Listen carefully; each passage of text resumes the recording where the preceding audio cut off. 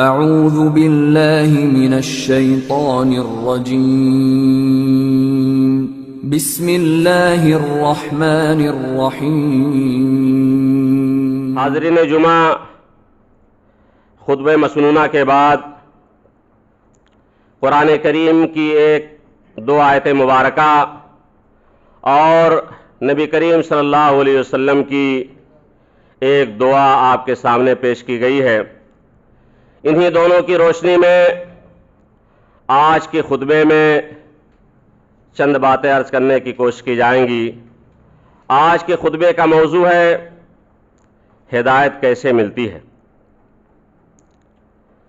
جو آیت کریمہ میں نے پڑھی ہے اس میں اللہ رب العالمین نے فرمایا ہے اِنَّكَ لَا تَهْدِي مَنْ أَحْبَبْتَ وَلَكِنَّ اللَّهَ يَهْدِي مَن يَشَاءُ۔ اے نبی پاک صلی اللہ علیہ وسلم، آپ جس کو پسند کرنا چاہیں، آپ کو جس سے محبت ہے، آپ اس کو ہدایت نہیں دے سکتے ہیں۔ اللہ رب العالمین جسے چاہتا ہے ہدایت سے نوازتا ہے اور اسے ہدایت دے دیتا ہے۔ دوسرے مقام پر اللہ رب العالمین نے فرمایا ہے واللہ یدعو الی دار السلام ویہدی من یشاء الی صراط مستقیم۔ اللہ رب العالمین سلامتی کے گھر والے کی طرف بلا رہا ہے، امن اور سکون والے گھر کی طرف اللہ رب العالمین دعوت دے رہا ہے۔ واللہ یہدی من یشاء الی صراط مستقیم، اور اللہ رب العالمین ہی کی ذات ہے، وہ جسے چاہتا ہے سیدھے راستے کی رہنمائی فرما دیتا ہے۔ اللہ رب العالمین جسے چاہتا ہے ہدایت سے نواز دیتا ہے۔ یہ اللہ رب العالمین کا کرم اور اس کا فضل ہوتا ہے۔ اللہ رب العالمین ہی ہدایت دینے والا ہے، اس کے علاوہ کوئی دوسری ذات ایسی نہیں ہے جو کسی انسان کو ہدایت دے سکے، اور اللہ رب العالمین ہی جس کو چاہتا ہے گمراہ کر دیتا ہے، سیدھے راستے سے بھٹکا دیتا ہے۔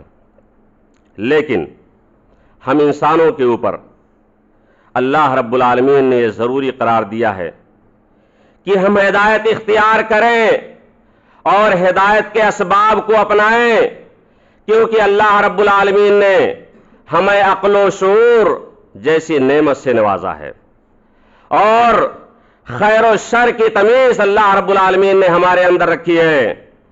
ہم خیر کو پہچانتے ہیں اور ساتھ ہی ساتھ ہم شر کو بھی پہچانتے ہیں، لہذا ہدایت کیا ہے اور گمراہی کیا ہے ہم اس کو بھی اچھی طریقے سے پہچانتے ہیں۔ علامہ ابن عثیمین رحمۃ اللہ علیہ نے لکھا ہے کہ تمام کی تمام چیزیں اللہ رب العالمین کے ہاتھ میں ہیں۔ لوگوں کی روزی اللہ رب العالمین کے ہاتھ میں ہے، لوگوں کی موت، انسانوں کی موت کب انہیں مرنا ہے اللہ رب العالمین کے ہاتھ میں یہ ہے۔ اسی طریقے سے ہدایت اور بدبختی اللہ رب العالمین کے ہاتھ میں ہے۔ تو پھر انسان کا کیا کردار ہوتا ہے؟ اگر کوئی انسان گمراہی کے راستے پر چل رہا ہے تو اب اس میں اس کا کیا قصور ہے؟ کیونکہ ہدایت اور گمراہی یہ ساری کی ساری چیزیں اللہ رب العالمین کے ہاتھ میں ہیں۔ اس کا جواب دیتے ہوئے انہوں نے فرمایا ہے کہ جو شخص گمراہی کے راستے کو اختیار کرنا چاہتا ہے، جو شخص گمراہی اختیار کرنا چاہتا ہے، اللہ رب العالمین اسے گمراہ کر دیتا ہے، اور جو شخص ہدایت کو اپنانا چاہتا ہے اللہ رب العالمین اسے ہدایت نصیب فرما دیتا ہے۔ آیت کریمہ پیش کرتے انہوں نے فرمایا فَلَمَّا زَاغُوا أَزَاغَ اللَّهُ قُلُوبَهُمْ، جب وہ لوگ ٹیڑھے ہو گئے اور ان لوگوں نے کجروی اختیار کی، سیدھے راستے سے بھٹک گئے، أَزَاغَ اللَّهُ قُلُوبَهُمْ، تو اللہ رب العالمین نے ان کے دلوں کو بھی ٹیڑھا کر دیا، ان کو بھی راہ راست سے بھٹکا دیا، اللہ رب العالمین نے ان کو گمراہ کر دیا۔ معلوم یہ ہوا کہ انسان جو گمراہ ہوتا ہے وہ اپنے کرتوت کی وجہ سے گمراہ ہوتا ہے۔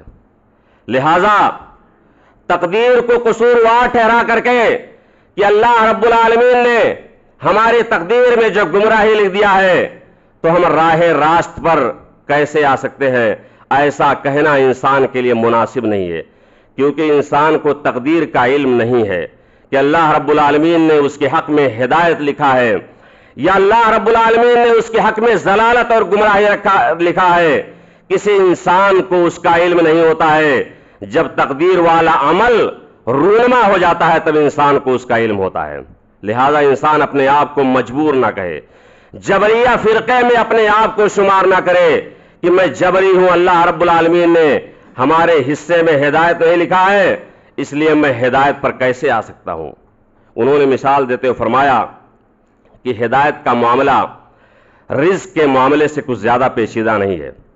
جس طریقے سے انسان کی روزی اللہ رب العالمین نے لکھ دی ہے، بچہ جب ماں کے پیٹ میں رہتا ہے اسی وقت ایک فرشتے کو بھیجا جاتا ہے اور کچھ چیزیں لکھنے کا حکم دیا جاتا ہے، بِکَتْبِ رِزْقِهِ، اس کی روزی کو لکھ دیا جائے، وَأَجَلِهِ، اور اس کی عمل، اس کی موت کو لکھ دیا جائے، وَعَمَلِهِ، اور اس کے عمل کو لکھ دیا جائے، وَشَقِيٌّ وَسَعِيدٌ، اور وہ بچہ نیک ہوگا یا برا ہوگا۔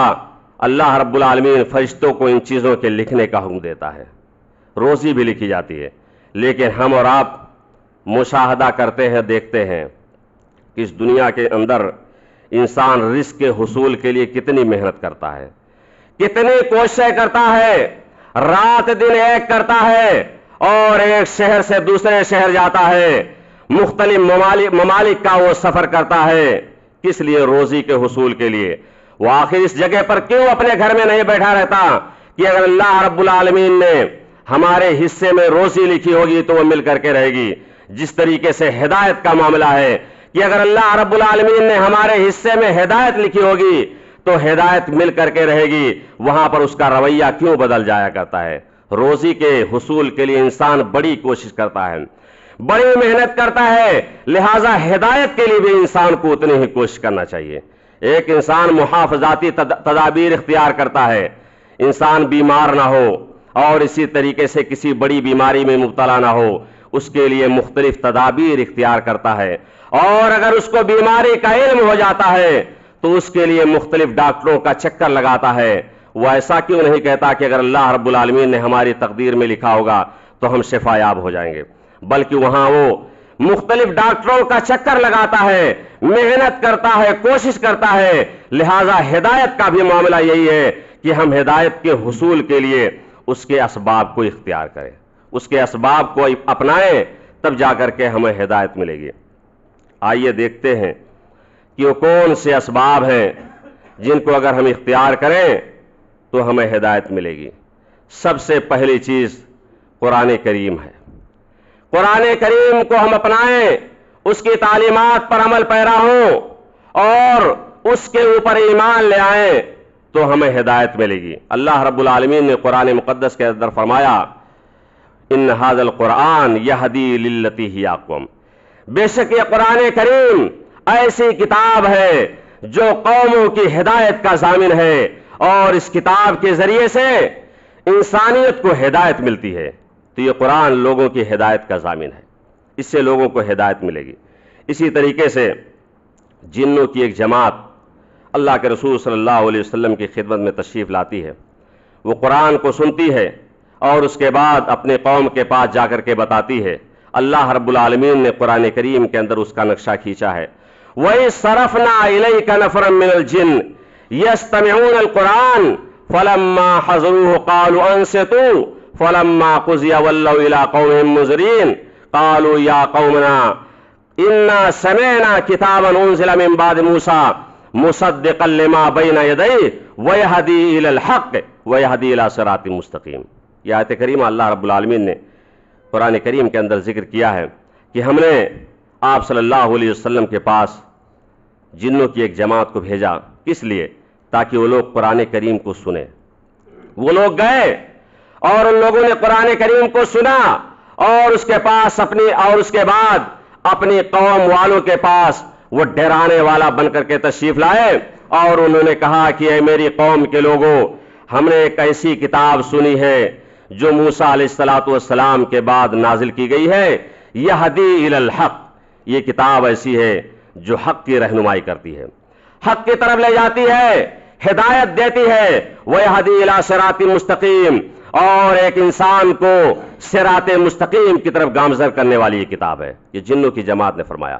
سورہ جن کے اندر اللہ رب العالمین نے نقشہ کھینچا ہے، قُلْ أُوحِيَ إِلَيَّ أَنَّهُ اسْتَمَعَ نَفَرٌ مِّنَ الْجِنِّ فَقَالُوا إِنَّا سَمِعْنَا قُرْآنًا عَجَبًا يَهْدِي إِلَى الرُّشْدِ فَآمَنَّا بِهِ وَلَن نُّشْرِكَ بِرَبِّنَا أَحَدًا۔ اللہ رب العالمین نے فرمایا، اے نبی پاک، ہم نے آپ کی طرف جنوں کی ایک جماعت کی وحی کی، وہ لوگ گئے، قرآن کو انہوں نے سنا، اس کے بعد انہوں نے فرمایا یہدی الی الرشد، یہ قرآن بڑا عجیب قرآن ہے، اور یہ قرآن نیکی کی طرف رہنمائی کرتا ہے، ہدایت کی طرف لے جاتا ہے، اور سیدھا اور سچا راستہ دکھاتا ہے۔ جب یہ قرآن اس طرح کی کتاب ہے، لہٰذا ہم لوگ اس کے اوپر ایمان لے آئے۔ تو قرآن کریم کے ذریعے سے انسانوں کو ہدایت ملتی ہے۔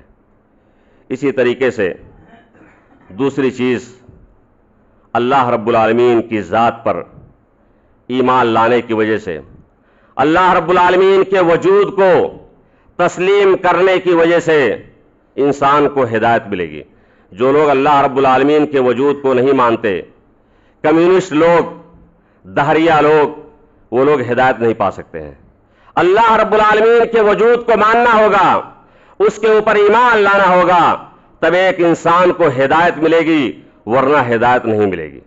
اللہ رب العالمین نے قرآن کریم کے اندر فرمایا ہے، لیس البر ان تولوا وجوہکم قبل المشرق والمغرب ولکن البر من آمن باللہ والیوم الآخر والملائکۃ والکتاب والنبیین، اور اس کے بعد دوسری جگہ فرمایا ومن یکفر باللہ وملائکتہ وکتبہ ورسلہ والیوم الآخر فقد ضل ضلالا بعیدا۔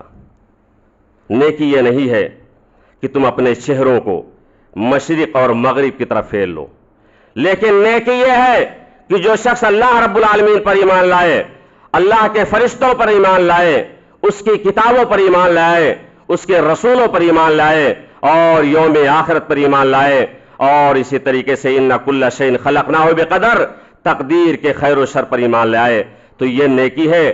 لیکن جو شخص اللہ کا انکاری ہو جائے، ومن یکفر باللہ، جو شخص اللہ رب العالمین کا انکار کرنے والا ہو جائے، اللہ رب العالمین کے وجود کو تسلیم نہ کرے، فرشتوں کے وجود کو تسلیم نہ کرے، کتابوں کو نہ مانے، یوم آخرت کو نہ مانے، فقد ضل ضلالا بعیدا، تو ایسا آدمی گمراہ ہو جاتا ہے، ایسا آدمی گمراہ ہو جاتا ہے، راہ راستے بھٹک جاتا ہے۔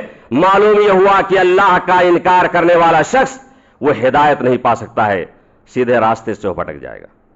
جو لوگ اس طرح کے ہیں ان کو ہمیں سمجھانے کی ضرورت ہے، اللہ کے وجود کو تسلیم کروانا ہوگا، انہیں دلائل کی روشنی میں انہیں سمجھانے کی ضرورت ہے، اور قرآن کریم میں دلیلیں بھی موجود ہیں کہ کس طریقے سے ہم ان کو سمجھائیں۔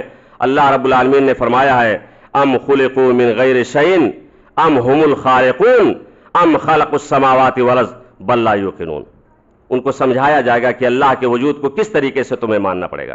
ام خلقوا من غیر شیء، کیا یہ انسان بغیر کسی چیز کے پیدا کر دیے گئے ہیں، یا ان لوگوں نے اپنی تخلیق خود کی ہے، یا ان لوگوں نے آسمان اور زمین کو پیدا کیا ہے؟ ظاہر سی بات ہے کہ اس دنیا کے اندر کوئی بھی چیز بغیر خالق کے، بغیر موجد کے وجود میں نہیں آ سکتی ہے، بغیر صانع کے، بغیر بنانے والے کے کوئی چیز دنیا کے اندر وجود میں نہیں آ سکتی ہے۔ یہ مائی کی گھڑی، اس کا بھی کوئی نہ کوئی بنانے والا ہے، تب جا کر کے یہ چیز وجود میں آئی ہے۔ انسان جو اشرف المخلوقات ہے اور تمام مخلوقات میں سب سے افضل ہے، اس کا بھی بنانے والا کوئی نہ کوئی ذات ضرور ہے، تب جا کر کے یہ وجود میں آیا ہے۔ اس طریقے سے لوگوں کو سمجھانا ہوگا۔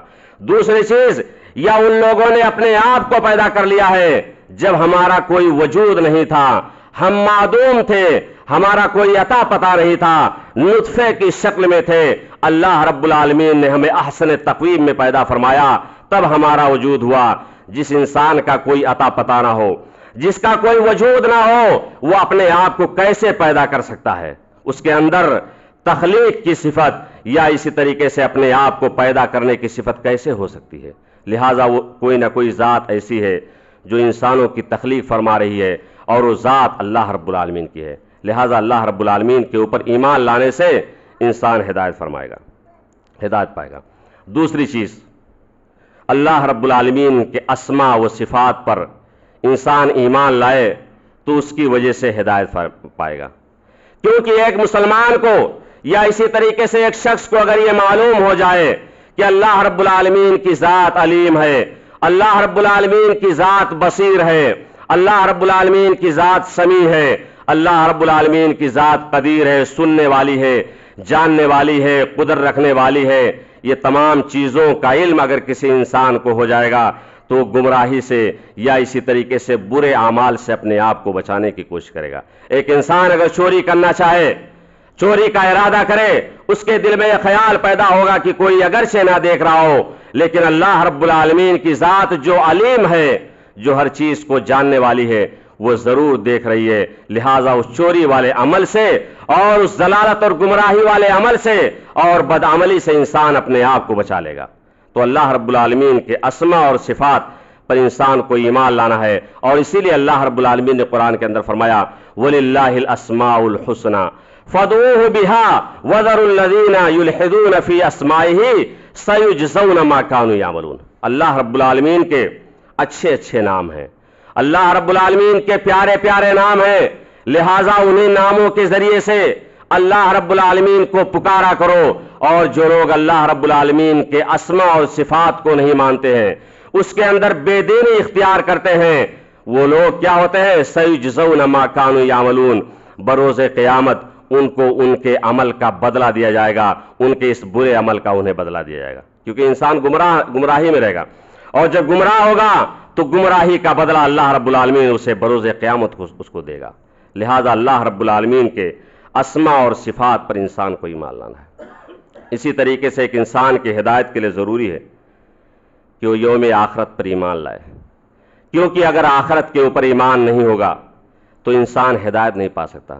اس دنیا کے اندر بہت سارے لوگ ایسے ہیں جو یہ سمجھتے ہیں کہ دنیا کی زندگی ہی سب کچھ ہے، دنیا کی زندگی ہی سب کچھ ہے، اس کے بعد کوئی دوسری زندگی نہیں، ان کے ہاں حساب و کتاب کا کوئی تصور نہیں، جزا اور اسی طریقے سے اور دیگر چیزوں کا ان کے ہاں کوئی تصور نہیں۔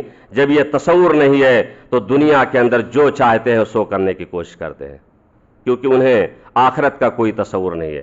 جس بندے کے اندر آخرت کا تصور ہوگا وہ انسان راہ ہدایت پر آئے گا اور سیدھے اور سچے راستے کو اپنانے کی کوشش کرے گا۔ مشرکین لوگ یہی کہا کرتے تھے اَإِذَا مِتْنَا وَكُنَّا تُرَابًا ذَلِكَ رَجْعٌ بَعِيدٌ، کیا جب ہم لوگ مر جائیں گے اور مر کر کے مٹی ہو جائیں گے تو یہ دوبارہ لوٹنا بہت ہی دور کی بات ہے۔ اس لیے وہ لوگ اپنے شرک کے اندر، اپنی بت پرستی کے اندر مصروف رہتے تھے، کیونکہ اس کے بعد کی زندگی کا ان کے اندر کوئی تصور نہیں۔ اور وہ یہ بھی کہا کرتے تھے وَقَالُوا مَا هَذِهِ الْحَيَاةُ الدُّنْيَا إِلَّا لَهْوٌ وَلَعِبٌ، وہ فرماتے تھے وَمَا يُهْلِكُنَا إِلَّا الدَّهْرُ، یہ دنیا کی زندگی صرف کھیل اور کود کا سامان ہے، کھیل اور کود کا سامان ہے، اور آخرت کوئی چیز نہیں، اور ہمیں صرف گردش زمانہ ہی ہلاک کرتا ہے۔ یہ مشرکین لوگ کہا کرتے تھے۔ اس دنیا کے اندر بھی اگر انسان کا یہ تصور ہو جائے کہ اس مرنے کے بعد کوئی دوسری زندگی نہیں تو راہ راست پر نہیں آ سکتا ہے۔ ایسے لوگوں کو جو اس طرح کا خیال رکھتے ہیں انہیں دلائل کے ذریعے سے سمجھانے کی ضرورت ہے کہ اللہ رب العالمین کی ذات بڑی عظیم ذات ہے، وہ ہر چیز پر قادر ہے، اور مرنے کے بعد تمہیں دوبارہ زندہ کرنے پر بھی قادر ہے۔ قرآن کریم کے اندر اللہ رب العالمین نے فرمایا زعم الذین کفروا ان لن یبعثوا قل بلی وربی لتبعثن ثم لتنبؤن بما عملتم وذلک علی اللہ یسیر، کافروں نے یہ گمان کر رکھا ہے کہ وہ مرنے کے بعد دوبارہ نہیں اٹھائے جائیں گے۔ اے نبی پاک صلی اللہ علیہ وسلم آپ کہہ دیجئے قل بلی وربی لتبعثن، کیوں نہیں میرے رب کی قسم، البتہ ضرور ضرور تمہیں دوبارہ اٹھایا جائے گا۔ اور یہ دوبارہ اٹھایا جانا اللہ رب العالمین کے اوپر بہت ہی آسان ہے، کوئی مشکل کام نہیں کہ اللہ رب العالمین جب سے دنیا آباد ہوئی ہے اور جب یہ ختم ہوگی تمام لوگوں کو اللہ رب العالمین زندہ کرنے پر قادر ہے، اس کے پاس قدرت اور طاقت ہے، اور یہ کوئی مشکل کام نہیں، بہت ہی آسان کام اللہ رب العالمین کے ہاں ہے، کن فیکون، ہو جا تو ہو جاتا ہے۔ تو اس طریقے سے ان کو سمجھایا جائے کہ اللہ رب العالمین کی ذات ہر چیز پر قادر ہے، لہٰذا آخرت کا انکار نہ کرو۔ اسی طریقے سے احساس کے ذریعے سے کہ اس دنیا کے اندر اللہ رب العالمین نے بعض بندوں کو مار دیا، موت دے دی، پھر اس کے بعد انہیں زندہ کر دیا، جیسا کہ موسیٰ علیہ السلام کی قوم کا معاملہ ہوا۔ اللہ رب العالمین نے انہیں موت دی، پھر اس کے بعد انہیں زندہ کیا۔ اللہ رب العالمین اور ابراہیم علیہ السلام کا واقعہ، پرندوں والا واقعہ۔ تو اس طریقے سے اللہ رب العالمین کی ذات مردوں کو زندہ کرنے پر قادر ہے۔ اسی طریقے سے عقلی دلائل کے ذریعے سے بھی سمجھایا جائے کہ اللہ رب العالمین کی ذات دوبارہ کیوں زندہ نہیں کر سکتی ہے، اور یہ زندہ کرنا اس کے لیے آسان ہے، کیونکہ اللہ رب العالمین نے فرمایا وَهُوَ الَّذِي يَبْدَأُ الْخَلْقَ ثُمَّ يُعِيدُهُ وَهُوَ أَهْوَنُ عَلَيْهِ، جو ذات انسان کو عدم سے وجود میں لا سکتی ہے، جب انسان کا کوئی عطا پتہ نہیں تھا، نطفے کی شکل میں تھا، اللہ رب العالمین نے اس کو وجود میں لایا، تو مرنے کے بعد اللہ رب العالمین انسان دوبارہ زندہ کرنے پر کیوں قادر نہیں ہے؟ ایک انسان جب کوئی چیز بناتا ہے تو پہلی مرتبہ اس کے لیے وہ چیز بہت مشکل معلوم ہوتی ہے، لیکن وہی انسان جب اس چیز کو دوبارہ بناتا ہے تو دوبارہ بنانے میں اس کے لیے آسانی اور سہولت ہو جایا کرتی ہے۔ اللہ رب العالمین کی ذات تو بڑی عظیم ہے، جب اس نے ہم کو پیدا فرما دیا تو مرنے کے بعد ہمیں دوبارہ زندہ کرنے پر کیوں نہیں قادر ہے؟ اسی طریقے سے زمینوں کی مثال دی جائے، یہ زمین پسمردہ ہو جایا کرتی ہے، بارش نہ ہونے کی وجہ سے اس کے اندر سے ہریالی ختم ہو جاتی ہے، پھل پھول اور پودے مرجھانے لگتے ہیں، لیکن اللہ رب العالمین جب بارش نازل فرماتا ہے تو اس بارش کے ذریعے سے زمین لہلہا اٹھتی ہے۔ اسی طریقے سے اللہ رب العالمین کی ذات جو زمین کو زندہ کرنے پر قادر ہے، وہ مردوں کو زندہ کرنے پر بھی بدرجہ اولا قادر ہے۔ تو اس طریقے سے اگر انسان یوم آخرت پر ایمان رکھے تو راہ راست پر آئے گا، سیدھے راستے پر آئے گا۔ اسی طریقے سے اللہ رب العالمین کی جو نشانیاں ہیں، جو علامات ہیں، ان نشانیوں پر بھی ایمان لانے کی وجہ سے انسان کو ہدایت ملے گی۔ مثال کے طور پر سورج گرہن لگنا، چاند گرہن لگنا، یہ اللہ رب العالمین کی نشانیاں ہیں۔ ان نشانیوں پر ہمیں ایمان لانا ہوگا تو جا کر کے ہمیں ہدایت ملے گی۔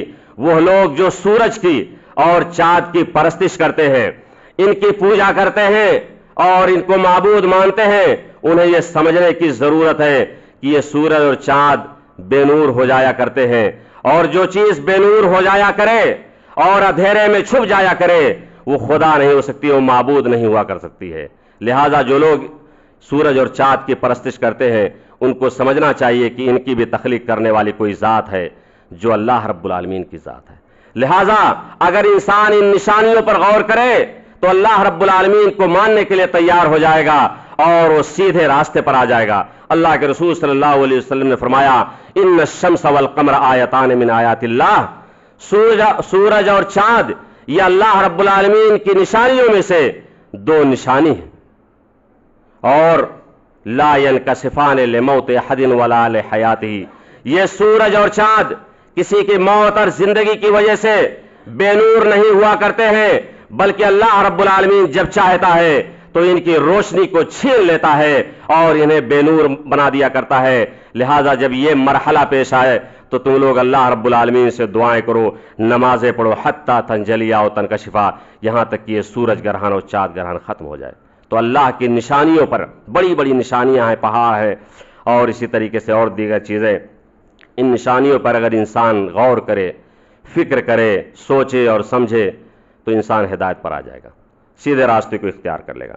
اسی طریقے سے انسان قبر کے فتنے اور اس کی آزمائشوں پر اگر غور کرے تو انسان سیدھے راستے کو اختیار کر سکتا ہے۔ ہم اور آپ مسلمان ہیں، ہم اور آپ اپنی نگاہوں سے دیکھتے ہیں کہ ایک بچہ پیدا ہوتا ہے، پھر اس کے بعد وہ جوان ہوتا ہے، اور جوانی کے مرحلے کو پار کرنے کے بعد وہ بڑھاپے کے مرحلے میں چلا جاتا ہے، اور پھر چند دنوں کے بعد اس دنیا سے رخصت ہو جایا کرتا ہے۔ کچھ لوگ تو اتنی عمر کو پہنچتے ہیں، کچھ لوگ تو اتنی بھی عمر کو نہیں پہنچتے اور دنیا سے داغ مفارقت دے کر کے چلے جاتے ہیں۔ جب وہ قبر میں جاتے ہوں گے تو ان کا کیا حال ہوتا ہوگا؟ اگر انہوں نے اچھا عمل کیا تو بہت ہی بہتر، ان کے لیے نعمتیں ہی نعمتیں ہیں، اور اگر ان لوگوں نے بدکرداری کی یا ضلالت و گمراہی کے طریقے کو ان لوگوں نے اپنایا تو ان کے لیے عذاب ہی عذاب۔ لہٰذا اگر انسان قبر کے فتنے اور اس کی آزمائشوں پر غور کرے کہ وہ بڑی تنگ و تاریک جگہ ہے، ایک کوٹھری ہے جس میں انسان کو رہنا ہوگا، وہاں پر نہ تو باپ ہوگا، نہ تو بھائی ہوگا، نہ بہن ہوگی، اور نہ ہی دیگر خیوش و اقارب ہوں گے۔ اگر ان چیزوں پر تنہائی میں انسان غور کرے تو انسان ہدایت کے راستے پر آ جائے گا، سچائی کا راستہ اختیار کرے گا، نیکی کا راستہ اختیار کرے گا۔ اللہ کے رسول صلی اللہ علیہ وسلم اسی لیے پناہ طلب کیا کرتے تھے، اللہم انی اعوذ بک من عذاب القبر، اے اللہ رب العالمین میں قبر کے عذاب سے تیری پناہ طلب کرتا ہوں۔ اللہ کے رسول صلی اللہ علیہ وسلم یہ دعا کیا کرتے تھے۔ اسی طریقے سے ایک انسان کے ہدایت کے لیے ضروری ہے کہ وہ اللہ رب العالمین کا ذکر ہمیشہ کرتا رہے، زبان سے بھی اور اسی طریقے سے عمل سے بھی اللہ رب العالمین کا ذکر کرتے رہنا چاہیے۔ تنہائی میں اللہ رب العالمین کو یاد کرے، اور بالخصوص اس وقت یاد کرے جب اللہ رب العالمین آسمان دنیا کی طرف نزول فرماتا ہے۔ اگر اس وقت وہ اللہ رب العالمین کو یاد کرتا ہے، اللہ کا ذکر کرتا ہے، تو بہت ہی قوی امید ہے کہ اللہ رب العالمین اس کو مزید سیدھے راستے کی طرف رہنمائی فرما دے۔ حدیث کے اندر آتا ہے، اللہ کے رسول صلی اللہ علیہ وسلم نے فرمایا، ینزل ربنا کل لیلۃ الی السماء الدنیا، ہمارا رب ہر روز آسمان دنیا کی طرف نزول فرماتا ہے، اور نزول فرمانے کے بعد جس وقت رات کا آخری تہائی حصہ باقی رہتا ہے، اس وقت اللہ رب العالمین فرماتا ہے، من یدعونی فاستغفر لہ، کون ہے جو مجھے پکارے اور میں اس کی پکار کو قبول کروں، فاستجیب لہ ومن یستغفر لی فاغفر لہ، اور کون ہے جو مجھ سے استغفار کرے میں اس کے استغفار کو قبول فرمایا کروں، ومن یسألنی فأوتیہ، اور کون ہے وہ شخص جو مجھ سے سوال کرے میں اس کے سوال کو دوں یا اس کی مانگی ہوئی چیز دوں۔ تو ایسے وقت میں اگر ایک بندہ اللہ رب العالمین سے گریہ وزاری کرتا ہے، روتا اور گڑگڑاتا ہے، تو اسے سیدھے راستے کی رہنمائی ملے گی، اللہ رب العالمین اسے سیدھا اور سچا انسان بنا دے گا۔ اسی طریقے سے ہدایت کے لیے ضروری ہے کہ انسان تقدیر کے اوپر بھی ایمان لائے، کیونکہ جو لوگ تقدیر کے اوپر ایمان نہیں لائے وہ لوگ قدریہ ہو گئے، تقدیر کا انکار کرنے والے بن گئے، اور جن لوگوں نے تقدیر کا انکار کر دیا تو گویا وہ اسلام ایمان کے ایک اہم رکن کا ان لوگوں نے انکار کر دیا۔ ان کل شیء خلقناہ بقدر، ایمان کے ایک رکن کا انکار کر دیا۔ لہذا تقدیر کے اوپر ایمان لانا ضروری ہے، اور سمجھانے کی ضرورت ہے کہ تمام کی تمام چیزیں قضا و قدر کے موافق ہوا کرتی ہیں۔ اللہ رب العالمین نے ہر انسان کی تقدیر کو لکھ دیا ہے۔ سب سے پہلے اللہ رب العالمین نے قلم کو لکھا، قلم کو پیدا کیا، اور پیدا کرنے کے بعد فرمایا اکتب، لکھو۔ قلم نے کہا کیا لکھوں؟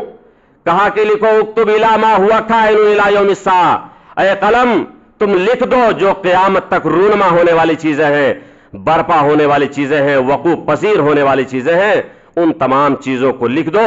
چنانچہ قلم نے اللہ رب العالمین کی اطاعت میں، اللہ رب العالمین کی فرما برداری کرتے ہوئے تمام چیزوں کو لکھ دیا۔ لہٰذا ہمیں تقدیر کے اوپر ایمان لانا، اور تقدیر کے جو چاروں مراتب ہیں ان مرتبوں کے اوپر ایمان لانے سے انسان ہدایت پائے گا، ورنہ ہدایت نہیں پائے گا۔ چار مرتبے کیا ہیں؟ علم، اللہ رب العالمین کا علم ہر چیز کو محیط ہے، اور اسی طریقے سے کتابت، اللہ رب العالمین نے ہر چیز کو لکھ دیا ہے۔ اسی طریقے سے تخلیق، یعنی اللہ رب العالمین ہر چیز کا خالق ہے، ہر چیز کا پیدا کرنے والا ہے، اور مشیت، اللہ رب العالمین جو چاہتا ہے سو کرتا ہے، جس کو چاہتا ہے ہدایت دیتا ہے، اور جس کو چاہتا ہے گمراہی کے راستے پر لا دیتا ہے۔ تو تقدیر کے چاروں مرتبے کے اوپر ایمان لانا ضروری ہے۔ اگر کوئی انسان تقدیر کے اندر زیادہ گھسنے کی کوشش کرے گا تو وہ گمراہ ہو جائے گا، سیدھے راستے سے بھٹک جائے گا۔ اللہ کے رسول صلی اللہ علیہ وسلم ایک مرتبہ صحابہ کرام کی مجلس سے گزرے، آپ نے دیکھا کہ صحابہ کرام تقدیر کے مسئلے میں گفتگو کر رہے ہیں۔ آپ نے فرمایا تم لوگ کس چیز کے بارے میں بحث و مباحثہ کر رہے ہو؟ کس چیز کے بارے میں گفتگو کر رہے ہو؟ ان لوگوں نے کہا کہ ہم لوگ قضا و قدر اور تقدیر کے مسئلے میں گفتگو کر رہے ہیں. آپ صلی اللہ علیہ وسلم کا چہرہ غصے سے سرخ ہو گیا.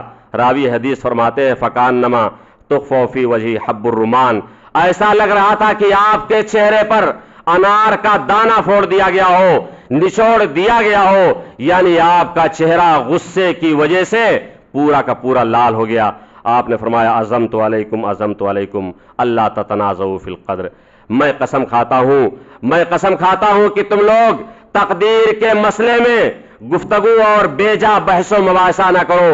فإنما هلك من كان قبلكم حين تنازعوا بالقدر، تم سے پہلے کی جو امتیں تھیں وہ اس وجہ سے ہلاک ہو گئیں، گمراہی کے راستے پر چلی گئیں، راہ راست سے بھٹک گئیں جب ان لوگوں نے تقدیر کے مسئلے میں زیادہ بحث و مباحثہ کرنا شروع کر دیا، اس مسئلے میں زیادہ گھسنے کی کوشش کی تو لوگ گمراہ ہو گئے. معلوم یہ ہوا کہ تقدیر کے مسئلے پر ہمیں ایمان لانا ہے، لیکن اگر کوئی انسان اس کے اندر زیادہ گھسنے کی کوشش کرتا ہے تو گمراہ ہو جائے گا، سیدھے راستے سے بھٹک جائے گا. اسی طریقے سے کچھ ایسے اسباب ہیں جس کی وجہ سے انسان ہدایت کے طریقے کو نہیں اپنا پاتا ہے، ہدایت کے طریقے کو نہیں اپنا پاتا ہے، اپنانے کی کوشش کرتا ہے، لیکن کچھ اسباب اور عوامل ایسے آ جاتے ہیں جس کی وجہ سے انسان وہاں درمادہ ہو جایا کرتا ہے. مثال کے طور پر باپ دادا کا تعصب اختیار کرنا، اگر وہ ہدایت کے طریقے کو اپنانا چاہتا ہے لیکن دیکھتا ہے کہ ہمارے باپ دادا کس طریقے پر تھے، کس طرز پر تھے، لہٰذا وہ انہی کے طریقے کو اپنانے لگتا ہے، اور اگر اسے سمجھایا بھی جائے تو وہ یہی کہہ کر کے انکار کر دیتا ہے کہ ہمارے باپ دادا بیوقوف تھے یا جاہل تھے جو ایسا کرتے تھے. تو باپ دادا کی تقلید کرتے ہوئے انسان ہدایت اور سیدھے راستے کو نہیں پکڑ پاتا ہے. اسی طریقے سے والدین کا انحراف، معاشرے کا بگاڑ، سماج اور سوسائٹی کا بگاڑ، اگر والدین سیدھے راستے پر نہیں ہیں تو بہت قوی امید ہے کہ انسان سیدھے راستے پر نہ آ پائے، کیونکہ اس کو وہ ماحول نہیں مل پاتا ہے جو سیدھے راستے پر لانے والا ہوتا ہے. سماج اور معاشرہ اگر نیک نہیں ہے، صالح نہیں ہے، سماج اور معاشرے کے لوگ اگر سچے عقیدے کے حامل نہیں ہیں، راہ راست پر چلنے والے نہیں ہیں، تو بہت قوی امید ہے کہ وہ بھی انسان اسی ڈگر پر چل جائے، اسی طریقے پر چل جائے. اسی طریقے سے میڈیا کا بگاڑ، جو آج کے حالات ہیں، اگر انسان ان چیزوں کو سنتا ہے، غلط عقائد کو سنتا ہے، غلط باتوں کو سنتا ہے اور وہ چیزیں اس کے ذہنوں میں پیوست ہو جایا کرتی ہیں، تو اچھی باتیں بتانے کے باوجود بھی وہ سیدھے راستے کو اپنانے کی کوشش نہیں کرتا. اس کی وجہ سے انسان سیدھا راستہ نہیں اختیار کر پاتا ہے. اسی طریقے سے اولیاء کے سلسلے میں اور نیک لوگوں کے سلسلے میں غلو کرنا، جو ولی اللہ ہیں یا اسی طریقے سے اولیاء اللہ ہیں ان کے سلسلے میں انسان غلو کر دیتا ہے اور ان کو اس مقام تک لے جاتا ہے جو اللہ رب العالمین کا مقام اور مرتبہ ہے. ان کو پیر اور مرشد ماننے لگتا ہے اور ان کو حاضر و ناظر جاننے لگتا ہے، سب کچھ سمجھنے لگتا ہے. لہٰذا اس بنا پر انسان ہدایت کے راستے کو اختیار نہیں کر پاتا ہے. جو اللہ کا مقام تھا، جو اللہ کا رتبہ تھا، وہ رتبہ ان ولیوں کو دے دیا گیا اور اسی طریقے سے ان پیروں اور فقیروں کو دے دیا گیا، اس لیے انسان سیدھے راستے پر نہیں آ پاتا ہے. اسی طریقے سے سیدھے راستے پر نہ آنے کی ایک وجہ کہ انسان کچھ انسانوں کی علم و معرفت اور ان کی صلاحیت سے دھوکہ کھا جاتا ہے. اگر کوئی انسان بہت زیادہ علم والا ہے یا اسی طریقے سے بہت چیزوں کی معرفت والا ہے یا اس کے اندر ایجادات کی بہت ساری صلاحیتیں موجود ہیں، لہذا ایک دوسرا انسان اس کی صلاحیتوں سے مرغوب ہو کر کے اس کو اپنا بہت بڑا آدمی سمجھنے لگتا ہے اور اللہ رب العالمین کی قدرت اور اس کی طاقت اور اس کی قوت سے غفلت برتنے لگتا ہے، حالانکہ اللہ رب العالمین ہی کی ذات ہے جس نے اس انسان کو وہ چیزیں عنایت فرمائی ہے. یہ کچھ چیزیں ہیں جس کی بنا پر انسان سیدھے راستے کو نہیں اپنا پاتا ہے. اسی طریقے سے سیدھے راستے یا ہدایت کے طریقے کو پانے کے لیے ضروری ہے کہ ہم اللہ رب العالمین سے دعائیں بھی کرتے رہا کریں کہ اللہ تعالیٰ تو ہمیں ہدایت دے دے، تو ہمیں سیدھا راستہ دکھا دے، سچا راستہ دکھا دے. آپ اللہ رب العالمین سے دعائیں بھی کریں کیونکہ اللہ کے رسول صلی اللہ علیہ وسلم کی دعا ہے. آپ صلی اللہ علیہ وسلم فرماتے ہیں اللہم انی اسألک الہدی والتقی والعفاف والغنی. اے اللہ رب العالمین میں تجھ سے ہدایت کا طلبگار ہوں, میں تجھ سے ہدایت چاہتا ہوں. اللہ کے رسول ہیں, اللہ کے نبی ہیں, وہ اللہ رب العالمین سے ہدایت کا سوال کر رہے ہیں. اللہم انی اسألک الہدی والتقی. اے اللہ رب العالمین میں تجھ سے تقوی اور پرہیزگاری کا طالب ہوں, والعفاف اور پاک دامنی کا میں طالب ہوں, والغنی اور میں بے نیازی کا طالب ہوں. اللہ کے رسول صلی اللہ علیہ وسلم یہ دعا کرتے تھے, لہٰذا ہمیں بھی ہدایت کے لیے دعا کرتے رہنے چاہیے. اسی طریقے سے آپ وہ دعا جانتے ہوں گے, اللہم اہدنی فی من ہدیت وعافنی فی من عافیت. اللہ کے رسول صلی اللہ علیہ وسلم, ہم اور آپ وطر کے اندر پڑھتے ہیں, اللہ کے رسول صلی اللہ علیہ وسلم یہ بھی دعا پڑھتے تھے, اے اللہ تعالیٰ تو ہمیں ہدایت دے کر کے ان لوگوں میں شامل کر لے جن کو تو نے ہدایت بخشی ہے. اللہ کے رسول صلی اللہ علیہ وسلم یہ دعا پڑھا کرتے تھے. اسی طریقے سے قرآن کریم کی بہت عظیم سورت, اور جس کو ہم اور آپ نماز کے اندر پڑھتے ہیں, اور جس کی تلاوت کو اور جس کے پڑھنے کو نماز کے اندر ضروری قرار دیا گیا, بغیر اس کے نماز نہیں ہوگی, اس میں ہم اور آپ دعا کرتے ہیں اہدنا الصراط المستقیم صراط الذین انعمت علیہم غیر المغضوب علیہم ولا الضالین. اے رب تو ہمیں سیدھے راستے کی رہنمائی فرما, ہدایت تو ہمیں دے دے, تو ہمیں سیدھا اور سچا راستہ دکھا دے, اور تو ہمارے اوپر انعام فرما جن لوگوں کے اوپر تو نے انعام فرمایا ہے. اسی طریقے سے تو بھی مجھے ہدایت دے اور سیدھا راستہ دکھلا دے, میرے اوپر نعمتوں کی بارش برسا دے, اور تو مجھے ان لوگوں میں شامل لا کر جن کے اوپر تیرا غضب نازل ہوا, اور جو لوگ بے راہ رو ہیں, جو لوگ ضلالت میں پڑے ہوئے ہیں, جو لوگ گمراہی میں تھے, ان کے طریقے پر مت چلا. تو اس طریقے سے ہدایت کے لیے بھی دعا کرتے رہنے چاہیے. اللہ کے رسول صلی اللہ علیہ وسلم طائف کے موقع پر جب تشریف لے گئے, آپ صلی اللہ علیہ وسلم ان کو دعوت دینے کے لیے, طائف کے لوگوں نے آپ صلی اللہ علیہ وسلم کے ساتھ بہت ہی نازیبا کلمات پیش کی, آپ کو ستایا, مارا, پیٹا. اس کے باوجود بھی اللہ کے رسول صلی اللہ علیہ وسلم نے یہ فرمایا اللہم اہدی قومی فإنہم لا یعلمون. اے اللہ تعالیٰ تو میری قوم کو ہدایت دے دے, میری قوم کو ہدایت فرما دے, فإنہم لا یعلمون, کیونکہ یہ لوگ ناواقف ہیں, نہیں جاننے والے ہیں, ان کو علم نہیں ہے, لہٰذا یہ لوگ ایسی حرکتیں کر رہے ہیں. اللہ کے رسول صلی اللہ علیہ وسلم ان کے لیے بھی دعائیں کر رہے ہیں, لہٰذا ہدایت کے لیے ہمیں بھی دعائیں کرنی چاہیے. اور ہدایت کا سرچشمہ سب سے اہم چیز قرآن ہے, کیونکہ اللہ رب العالمین نے فرمایا الف لام میم ذالک الکتاب لا ریب فیہ ھدی للمتقین. الف لام میم ذالک الکتاب, یہ ایسی کتاب ہے جس کے اندر کسی طرح کا کوئی شک نہیں, ھدی للمتقین, اور یہ کتاب متقیوں کے لیے ہدایت کا سبب ہے. اس کے ذریعے سے ہمیں ہدایت ملے گی, روشنی ملے گی, راہ راست پر ہم آ جائیں گے. لہٰذا ضرورت اس بات کی ہے کہ ہم قرآن کریم کو تسلیم کریں, اس کے اوپر ایمان لائیں. اسی طریقے سے اللہ رب العالمین کے وجود کو تسلیم کریں, اس کو مانیں, یوم آخرت پر ایمان لائیں. اسی طریقے سے تقدیر کے خیر و شر پر ایمان لائیں, اور جو ہدایت کے جو دیگر اسباب ہیں ان اسباب کو اختیار کریں, تو انشاءاللہ ہمیں ضرور بھی ضرور ہدایت ملے گی.